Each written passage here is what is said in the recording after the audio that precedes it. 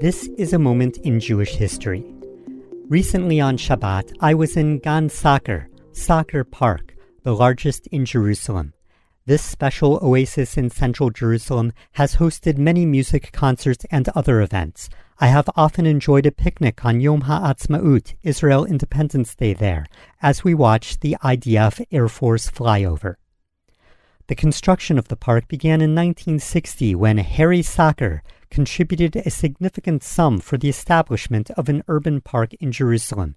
After several phases, it was inaugurated in 1965.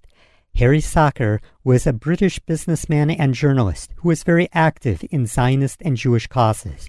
He was a confidant of future Israeli President Chaim Weizmann, who asked him to help draft the Balfour Declaration in 1917. One of those drafts went up for auction in 2005 at Sotheby's and sold for a large amount of money.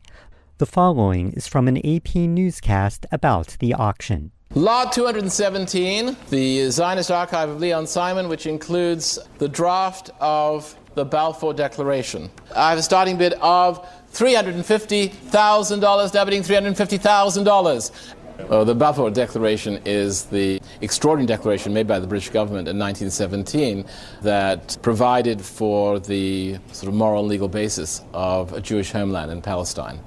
And it said that Palestine should be constituted as a homeland for Jews. Well, the bidding went up, and finally it sold against an estimate of $800,000 for $884,000 to an anonymous private buyer. Above Gan Sacher is Givat Ram Cemetery, a small burial area created after the War of Independence in 1948. It was intended to be a temporary cemetery for casualties of the siege on Jerusalem.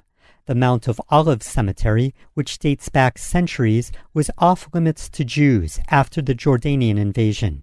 Most of the deceased were reburied in permanent graves in newly established cemeteries after the war. However, some still remain, in particular that of Rabbi Gedalia Moshe Goldman, the Zvhiller Rebbe, head of the Zvhiller Hasidic movement. His father was Rabbi Shlomo Goldman, the previous Rebbe of Zvhiller, who was able to move to Israel in the 1920s due to help from his friend Rabbi Abraham Isaac Kook, who went on to become the first chief rabbi. The son, Rabbi Gedalia Moshe Goldman, was imprisoned by the Soviet authorities who restricted the teaching of Judaism and sentenced him to a labor camp in Siberia during World War II.